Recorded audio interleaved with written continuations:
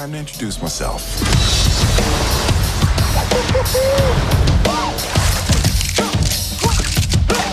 Launch started. Just 3 ounces of pressure to the vagus nerve, and then look at your boy, sleepy night-night. Jamie Philbrick, M-Time China. Pleasure to speak to all three of you. Thank you. Wanted to begin by asking all three of you could chime in.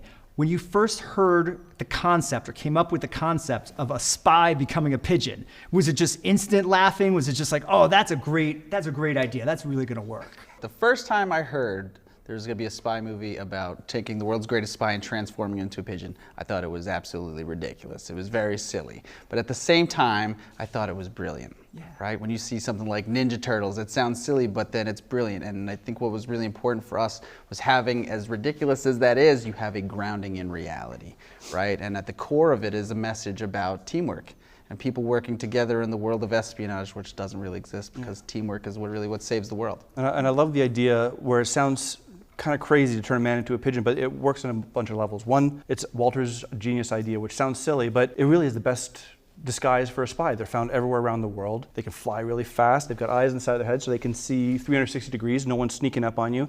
You know, there's all these attributes of being a pigeon that actually make for being a great spy. But then also on the character of Lance, you know, the idea of this guy who flies solo, does everything by himself. He's big, he's strong, he's agile. To strip all of that away and force him to become a flock animal, which by nature means he has to work with others.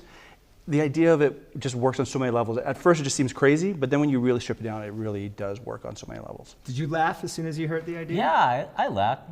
I like pigeons. So. I like spy movies. I like pigeons. How can this be bad? It's perfect marriage. I like animation. Perfect marriage, Yeah, great, yeah. Well, let me ask you about the character you play, because he's physically dramatically different than you yourself. Yes. Thank you. So do you, absolutely, no, of course. Let's make that clear. Okay. Do you do something with your voice differently to match his physicality? Well, it was more of a mental thing for me. I definitely think that because he's that physically big, he's not going to get intimidated by anyone. So what would that kind of person do? And I do let that kind of bring down my voice a little bit. You could talk a little slower and stuff. But to get a little help, I pretty much got trashed the night before. Well, I wanted to ask both of you about the cast and casting Will Smith as this character. I think he's perfect for the role, and Tom Holland is great as well. It really came down to wanting to make the world's greatest spy. So someone who could stand shoulder to shoulder with James Bond or Jason Bourne or Ethan Hunt. So we started thinking about who were our heroes growing up. Someone who had a ton of swagger, who was so charismatic, who could be a little arrogant at times, but still likable. And we just kept coming up with one name of Will Smith. And it was the right casting. So we went to the studio and said, would you mind, could we call him in? And they were like, we'll give it a try. And we found ourselves pitching to Will. And he really loved the craziness of the idea of a spy turning into a bird, but really got behind the idea of, in the world of espionage, we can't trust anyone. He becomes more powerful by being able to trust in his partner, this gadget guy, Walter Beckett.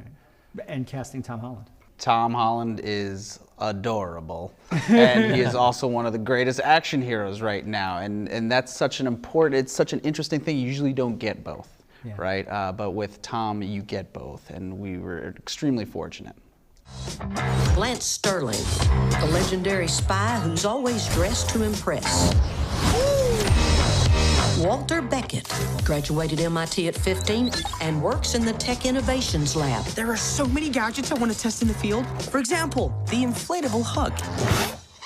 Kind of a personal protection device I've been developing. Imagine if I can make you disappear.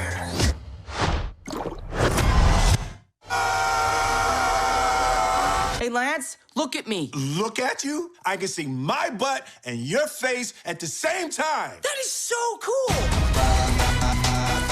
We have different skill sets. That's what makes us such a great team. Walter, you're squeezing too. Oh!